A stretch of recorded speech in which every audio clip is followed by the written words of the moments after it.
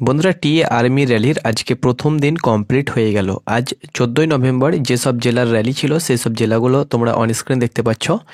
Nadia, Hooghly, Howrah, Kolkata, north 24 Pargana এবং south 24 Pargana, অর্থাৎ উত্তর ও দক্ষিণ 24 পরগনা জেলার কিন্তু র্যালি আজকে টিএ আর্মি র্যালি পুরোপুরিভাবে কমপ্লিট হলো।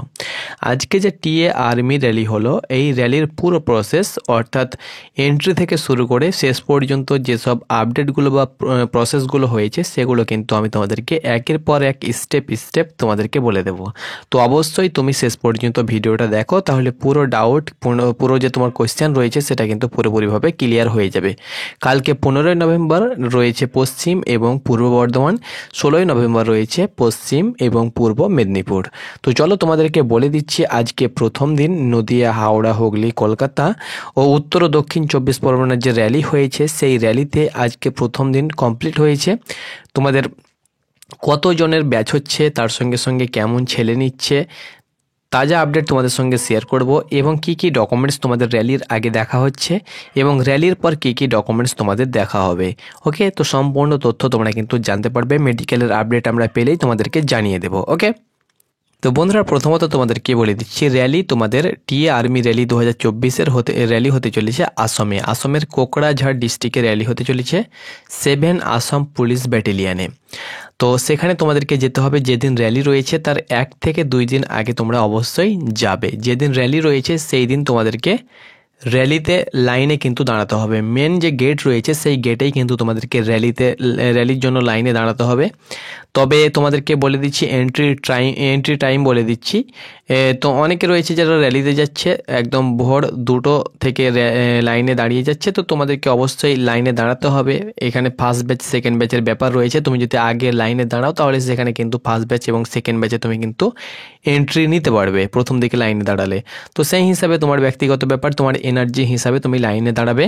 তবে 5টার পর কিন্তু ভোর সকাল 5টার পর কিন্তু তোমাদের রিপোর্টিং অর্থাৎ এন্ট্রি যে গেট সেটা কিন্তু খোলা হচ্ছে এবং সকলকে কিন্তু প্রবেশ পথ ঢুকানো হচ্ছে 5টা থেকে। ওকে, 5টা থেকে। তো 5টার পর কিন্তু তোমাদের 5টা 10 বা 5টা 15 হতে পারে। তো 5টার পর তোমাদের কিন্তু এন্ট্রি গেট খুলে দেওয়া হচ্ছে। তারপরে একের পর এক লাইনে যাচ্ছে এবং প্রথমত তোমাদের হাইটটা দেখে নেওয়া হচ্ছে। যে হাইট তোমাদের বলা হয়েছে সেটা কিন্তু দেন তোমাদের ডকুমেন্টস চেক হচ্ছে। ডকুমেন্টস তোমাদেরকে বলে দিচ্ছি, প্রথমত তোমাদের ব্যাচ হয় না, প্রথমত তোমাদের ডকুমেন্টস দেখা হচ্ছে। ডকুমেন্টস বলতে ডোমিসিয়াল, আজকে যেসব ডিস্ট্রিক্টের র্যালি ছিল সেই সব ডিস্ট্রিক্টের প্রার্থীদের ডোমিসিয়াল দেখা হচ্ছে। অন্য ডিস্ট্রিক্টের প্রার্থীরা কিন্তু আজকে আসতে পারবে না। ওকে, আজকে যে ডিস্ট্রিক্টের র্যালি ছিল সেই ডিস্ট্রিক্টের প্রার্থীরাই কিন্তু র্যালিতে যেতে পারবে। তো প্রথমত তোমাদের দেখা হচ্ছে আধার কার্ড। র্যালি শুরু হওয়ার আগে অর্থাৎ রানিং শুরু হওয়ার আগে যেসব ডকুমেন্টসগুলো দেখা হচ্ছে, আধার কার্ড, ডোমিসাইল, তোমাদেরকে আগেই বলেছি যে ডোমিসাইল বাসিন্দা সার্টিফিকেট মাস্ট, তার সঙ্গে সঙ্গে তোমাদের 10th marksheet, admit, board certificate. Okay, 10th যেহেতু দেখা হচ্ছে, আজকে জিডি 10 দুটোই ছিল, সেহেতু তোমাদের 33% নাম্বার কিন্তু দেখা হচ্ছে। ওকে, সেহেতু তোমাদের 10th admit, marksheet, board certificate, প্রথমত এই 3টি ডকুমেন্টস কিন্তু তোমাদের দেখা হচ্ছে।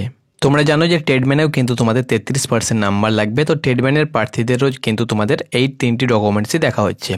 তারপরে ট্রেডম্যানের একটি লাইন করানো হচ্ছে, জিডির একটি লাইন করানো হচ্ছে, ক্লার্কের কিন্তু একটি লাইন করানো হচ্ছে। ওকে, এবার তোমাদেরকে বলে দিচ্ছি এর মধ্যে যাদের বয়স বেশি তাদের কিন্তু আলাদা ব্যাচ করানো হচ্ছে, যাদের বয়স কম তাদের কিন্তু 30 বছরের নিচে তাদের কিন্তু আলাদা ব্যাচ হচ্ছে।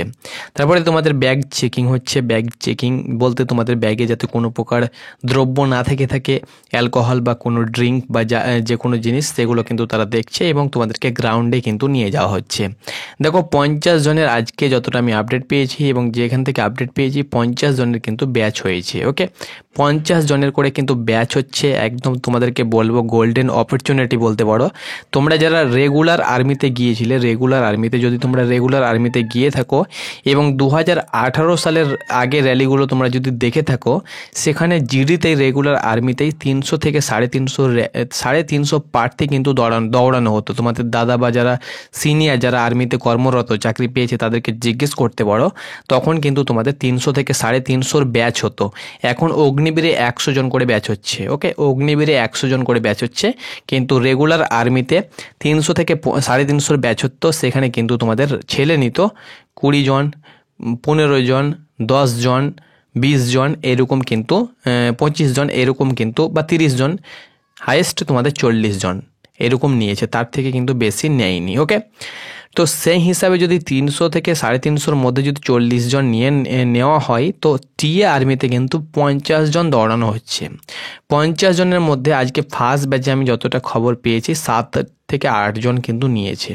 তাহলে 50 জনের মধ্যে 7 থেকে 8 জন, যদি এটাকে আমি 300-তে আমি নিয়ে আসি, তাহলে 300-তে তোমরা হিসাব করো, প্রায় এটাও কিন্তু 40 জন কাছাকাছি দাঁড়িয়ে যাচ্ছে। তো 50 জনের মধ্যে 7 থেকে 8 জন কিন্তু নেওয়া হচ্ছে। ওকে, আর এক্ষেত্রে তোমাদের টাইমিং কিন্তু তোমাদের দেওয়া হয় না। টাইমিং যেটা বলা ছিল সেটা কিন্তু দেওয়া হয় না। যেমন আর্মিতেও, রেগুলার আর্মিতেও যেমন টাইম দেওয়া ছিল, সেই হিসাবে যেমন টাইম দেখা হতো না। আগে ধরে নাও 5 থেকে 7 জন কি 10 জন কি 8 জন আগে যারাই আসবে ঢুকবে তারাই কিন্তু পাস করবে। তো সেরকম তোমাদের টি আর্মিতেই কিন্তু দেখা হচ্ছে। এক্ষেত্রে কোনো প্রকার টাইমিং কিন্তু দেওয়া হচ্ছে না। অর্থাৎ ধরে নাও তারা ফার্স্ট ব্যাচে টার্গেট করেছে যে আমি 10 জন নেব। ওকে, ফার্স্ট ব্যাচে ধরে নাও তারা আগে থেকে টার্গেট নিয়েছে যে এই ব্যাচে 10 জনকে পাস করানো হবে। তো যে প্রথম 10 জন থাকবে তাদেরকে ঢুকিয়ে নেবার পরে কিন্তু তোমাদের দড়ি টেনে দেওয়া হবে। ওকে, এরকমভাবেই কিন্তু তোমাদের নেওয়া হচ্ছে। এক্ষেত্রে কোনো প্রকার তোমাদের টাইম দেওয়া হয় না। ওকে, সেটা 4:30-এও হতে পারে, 4 মিনিটেও হতে পারে। যদি 4 মিনিটেই 5 জন ঢুকে যায়, আর যদি না নেয় তো 5 জনকে নিয়েই কিন্তু তোমাদের দড়ি টেনে দেওয়া হচ্ছে।